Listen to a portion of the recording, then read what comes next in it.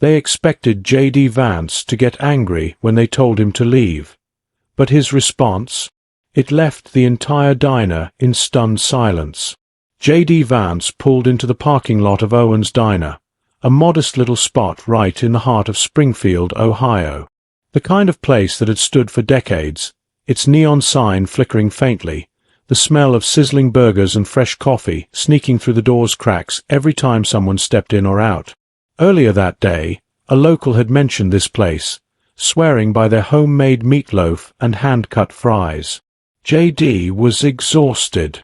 A long day filled with meetings, handshakes, and policy talks had drained him, and all he wanted now? A quiet meal before hitting the road again. As he stepped inside, the bell above the door gave a soft jingle. The diner was small but had a welcoming feel. At least, that's what it seemed like at first. It was the kind of place where the same regulars claimed the same booths every night, where a wall behind the register was covered in faded Polaroids, capturing decades of customers and staff.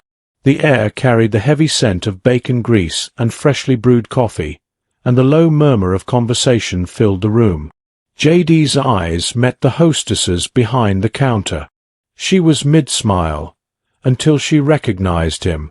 It was subtle, just a split second, but he caught it. That slight hesitation, the kind that flashes across someone's face when they suddenly aren't sure what to do. Her lips pressed into a thin line. Glancing around, J.D. noticed a few customers turning their heads in his direction. One man, mid-bite into his burger, leaned in to whisper something to the person across from him.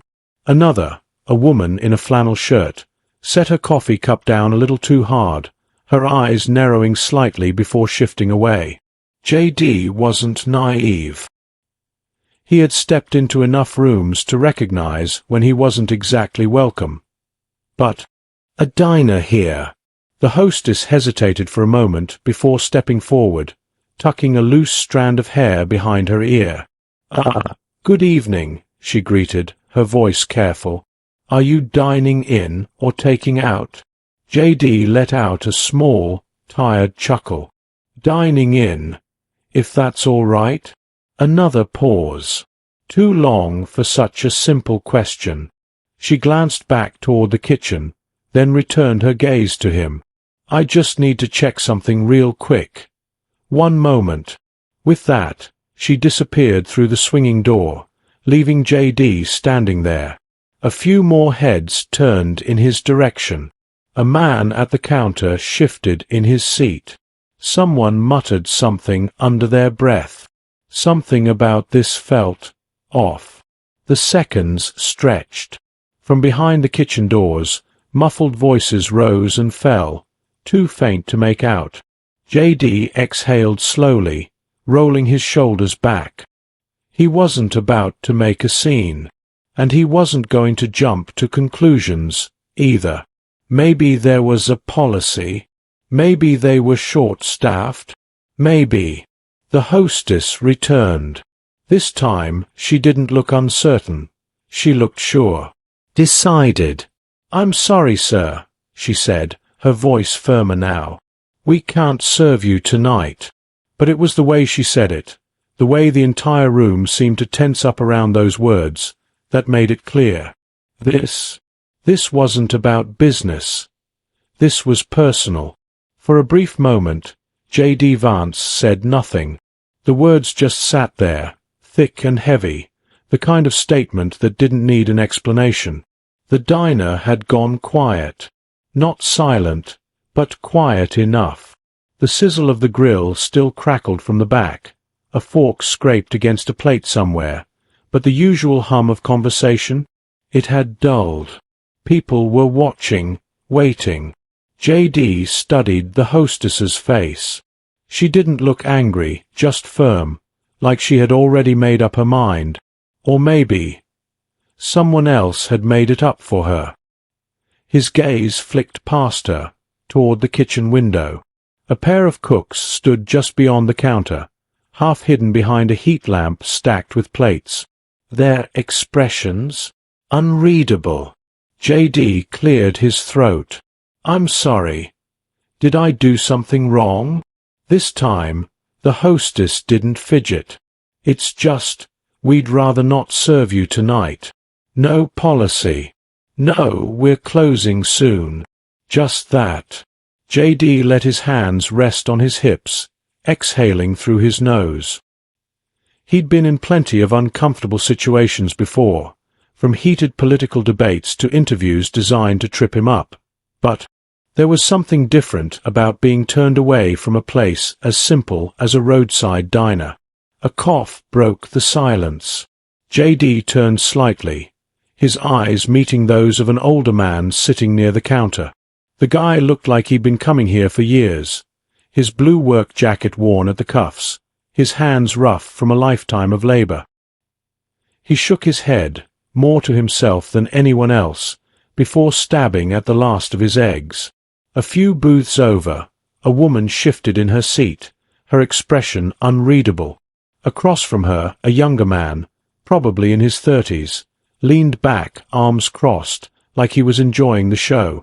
JD took it all in, the glances that quickly looked away the second they met his, and the ones that lingered too long. Some held something sharper, something closer to satisfaction. He could feel the weight of the moment pressing down on him. He had options. He could turn and walk out, shake his head, let it go. He could demand an explanation, call them out, ask if they had any idea how this would look in the morning news cycle. He could challenge them outright, see if they'd stick to their decision once they realized they were refusing a U.S. senator. Instead, he did none of those things. "All right," he said, nodding slowly. His voice was calm, measured. "Can I speak with the manager?" That caught a few people off guard. The hostess hesitated again, glancing toward the kitchen, as if waiting for silent permission. The older man at the counter muttered something under his breath. Someone near the window let out a short laugh, like they couldn't believe he was actually going through with this. JD just stood there, waiting. The hostess disappeared once more, this time through a different door. A few more beats of silence. A quiet sip of coffee. A plate slid across the counter. Then, the door swung open. A man in his early 50s stepped out, broad-shouldered, thick arms crossed over a grease-stained apron. His name tag read Don. Don didn't ask JD what he wanted. He just looked him over once before speaking. "I hear you got a question." But the way he said it, it wasn't welcoming. It wasn't even polite. It was a challenge. JD Vance met Don's stare, steady, unreadable. He wasn't here to argue. He wasn't here to throw his weight around. But he also wasn't about to walk out without understanding why. "Yeah," JD said. "I'd like to know why you won't serve me." Don exhaled sharply through his nose, like he'd been expecting the question, but still wasn't in the mood to answer it. He wiped his hands on his apron, glancing toward the handful of customers still watching. Some pretended not to listen. Others, they didn't even bother hiding their curiosity. "Look," Don said, shifting his weight. "This ain't personal." JD raised an eyebrow. "Seems pretty personal." Don's jaw tightened. He rubbed the back of his neck, then finally let out a sigh. "People around here got their opinions about you, about the things you stand for. I got a business to run, and I don't want trouble." JD nodded slowly, letting the words settle in. "And me? Sitting down for a meal? That's trouble." Don didn't answer right away. His gaze drifted toward the counter, where the old man in the work jacket had gone back to his eggs, chewing a little slower now. A few booths away, the younger guy still had his arms crossed, watching, like this was the best entertainment he'd had all week. JD had seen this before. Not exactly like this, but close enough. This wasn't just about one decision. It was about what it meant. about how it would look, about how people would react. It was about the ripple effect, the pressure from all sides, the silent expectations that could push someone into choices they weren't even sure about. JD looked back at Don. Be honest with me. Do you agree with this? Or is this just about keeping the peace? Don hesitated. His fingers curled slightly against his apron, and for the first time, JD saw something almost like discomfort, like maybe. Don wasn't as sure about this as he wanted to seem. Before the man could respond, the younger guy in the booth let out a sharp laugh. "Oh, come on," he said, shaking his head. "This ain't that deep. You're just not welcome here. Simple as that." JD turned toward him, studying him for a brief moment. He looked like the kind of guy who thrived on confrontation, someone just waiting for an excuse to jump in. But JD didn't take the bait. Instead, he simply looked back at Don.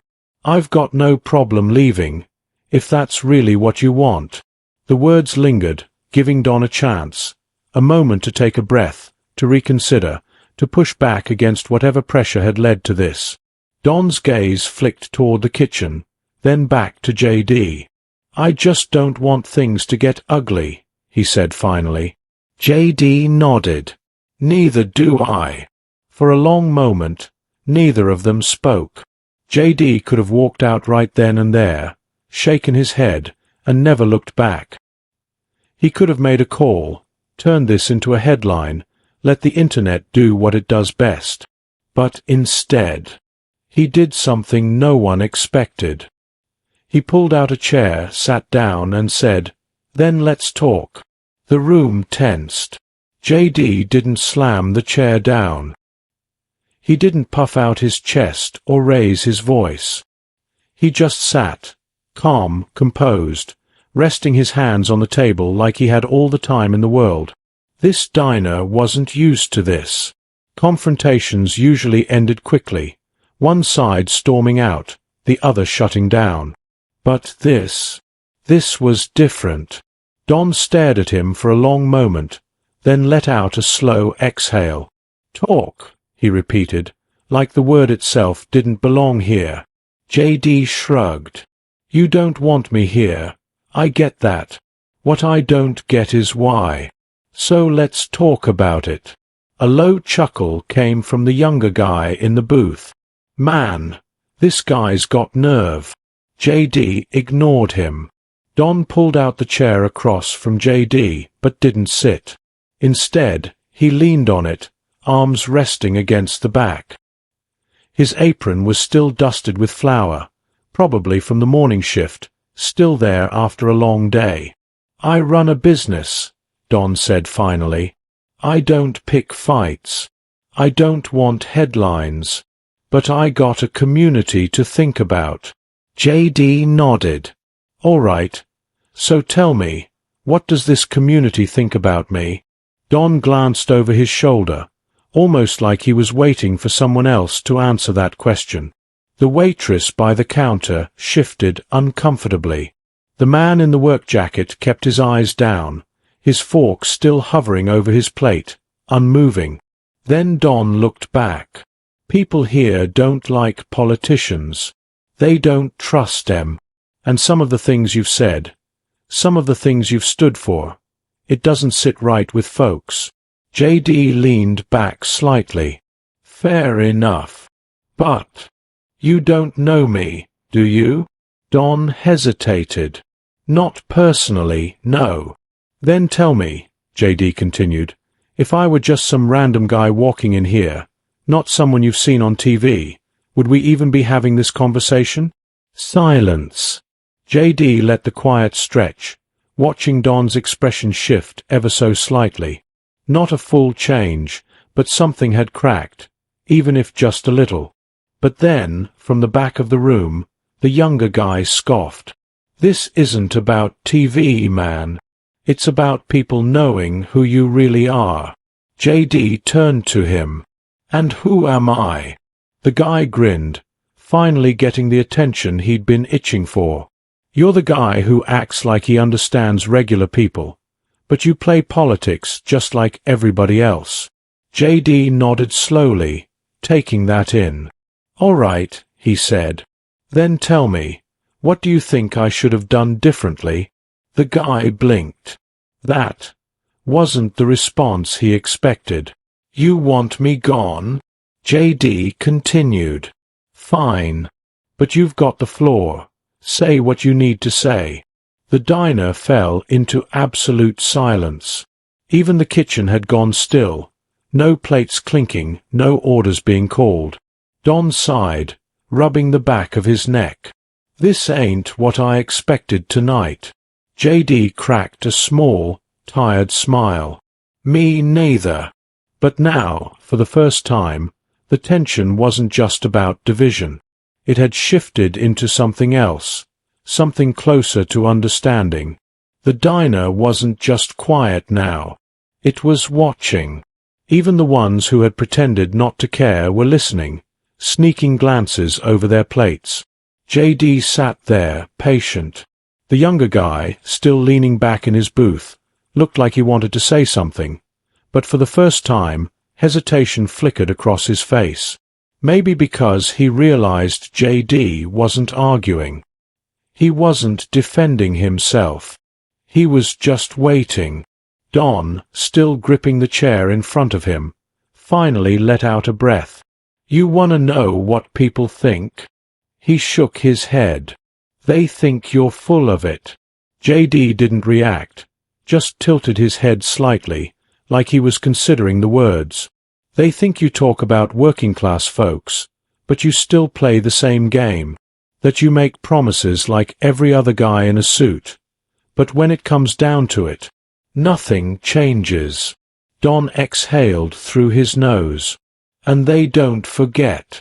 JD nodded slowly. "I get that." The younger guy scoffed. "That's all you're gonna say?" JD turned toward him. "What else do you want me to say?" The guy straightened in his seat. "I don't know, man. You're supposed to argue. Defend yourself. Say something." JD rested his forearms on the table. "You made up your mind about me before I even walked through that door," he said. "You wanted me to get mad, to fight back, so you could feel justified." The guy's mouth opened slightly, but nothing came out. JD continued, his voice steady. "But what if I told you? I know exactly what that frustration feels like." He looked back at Don. "You said nothing changes. I know that feeling. I grew up in it. I watched people around me get left behind. Hell, I felt left behind. And yeah, I went to school, did things people never expected me to do. But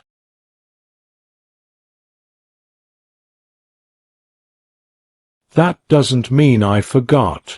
Don's fingers drummed against the chair. His expression? Hard to read. But he didn't look dismissive. He looked thoughtful. JD glanced around the diner. "You don't have to agree with me.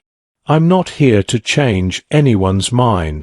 But I walked in as a customer, not a politician, just a guy looking for a meal." A pause. Then, from the counter, the old man in the work jacket muttered, "Damn shame when a man can't even get a burger." The tension cracked. Just a little. A few people smirked. Even Don let out a small chuckle, shaking his head. JD turned back to him. "So, what now?" Don exhaled, running a hand over his face. He glanced toward the kitchen, where the cooks were still watching, then back at JD. "I'll tell you what," Don finally said. "You sit here and finish this conversation. And if by the end of it, I don't think you're just another guy talking a good game, maybe, just maybe, I'll have Mary bring you a menu." JD nodded, a small smirk tugging at the corner of his mouth. "Sounds like a deal." For the first time that night, the room didn't feel divided. It felt like something else, something closer to a conversation. The air in the diner had shifted. The stiffness in Don's shoulders had eased, just a little. The younger guy in the booth, his smirk was gone. He wasn't leaning back anymore like this was some kind of show. Even the customers who had stayed quiet, just watching from the sidelines, seemed less certain about their own judgments. J.D. leaned forward slightly. "All right," he said, voice calm. "Let's finish this conversation." Don exhaled, then dropped into the seat across from him. He looked tired. Not the kind of tired that comes from a long shift, but the kind that settles deep. The weight of years of expectations. The exhaustion of feeling like the world just doesn't listen. "I'll be honest," Don said, rubbing his hands together.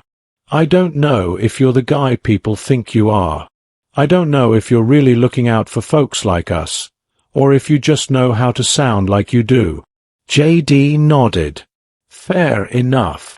Don studied him.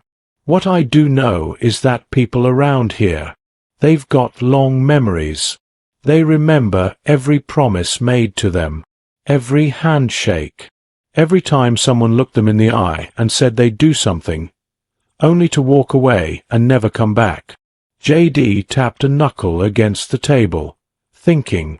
Then he said, "I don't blame them for that." Don let out a short laugh, shaking his head. "That's the problem. Nobody ever does." A beat passed. Then, from the counter, the old man in the work jacket spoke again. "Worked 35 years in a factory. 35 damn years." He set his coffee down with a soft thunk. "Watched my neighbors lose their jobs. Watched whole families pack up and leave, 'cause there wasn't anything left for them. Watched politicians roll into town, shake a few hands, tell us they understood, then drive back to wherever the hell they came from." J.D. met his eyes. "And do you think I'm one of those politicians?" The old man stared at him for a long moment. Then he shrugged. "I don't know. But I do know one thing." He pointed a calloused finger toward J.D. "You're the only one who stuck around to listen." That landed. The waitress behind the counter shifted, glancing toward Don. The two cooks in the kitchen exchanged looks. Even the younger guy in the booth, the loudest critic of the night, suddenly had nothing to say. J.D. let the silence settle. Then he turned back to Don. "So, what's it gonna be?" Don tapped his fingers on the table, looked toward the kitchen, exhaled again. Then he stood. "Mary," he called toward the counter, "get him a menu." A ripple of surprise passed through the diner. The younger guy let out a scoff, but he didn't argue. The waitress, Mary, hesitated for only a second before grabbing a laminated menu and walking it over. J.D. took it with a small nod. "Appreciate it." Don shook his head, half amused, half disbelieving. "I still don't know if I like you." J.D. smiled, flipping open the menu. "That's all right. I don't need everyone to like me." Don let out a short chuckle, then turned toward the kitchen. "All right, boys, fire up the grill." And just like that, what started as a refusal turned into something nobody in that diner would forget.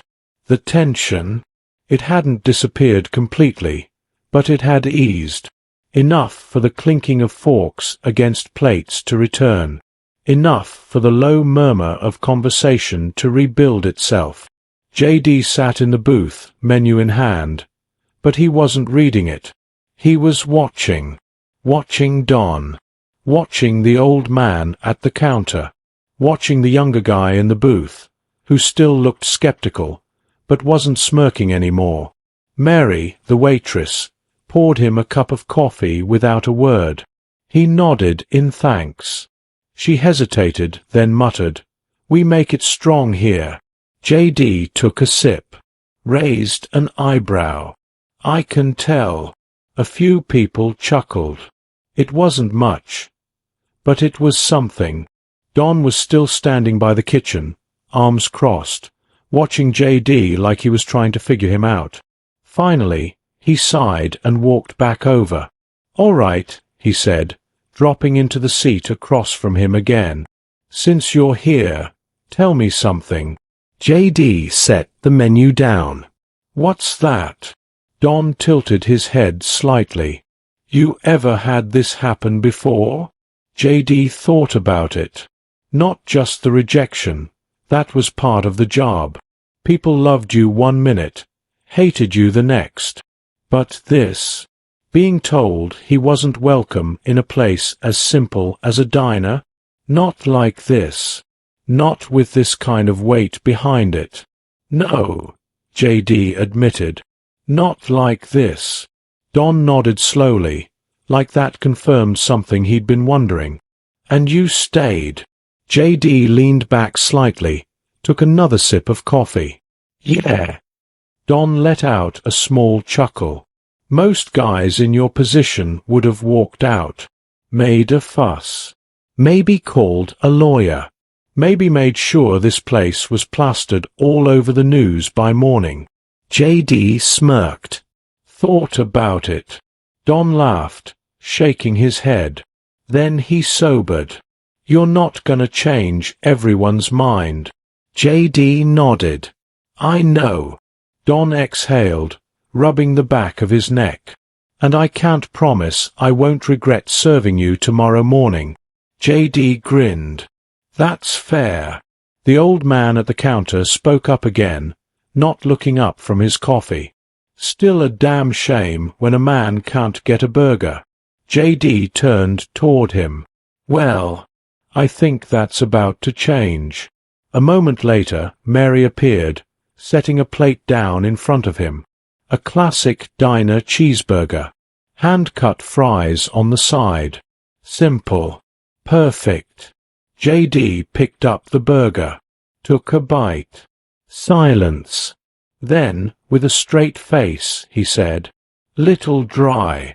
For half a second, the diner was dead still. Then Don barked out a laugh, the first genuine one of the night.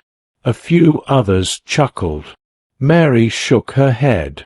JD set the burger down, wiping his hands on a napkin. "Kidding. It's good." Don smirked. "You're a piece of work." JD nodded. "I've been told." And maybe, just maybe, that was enough.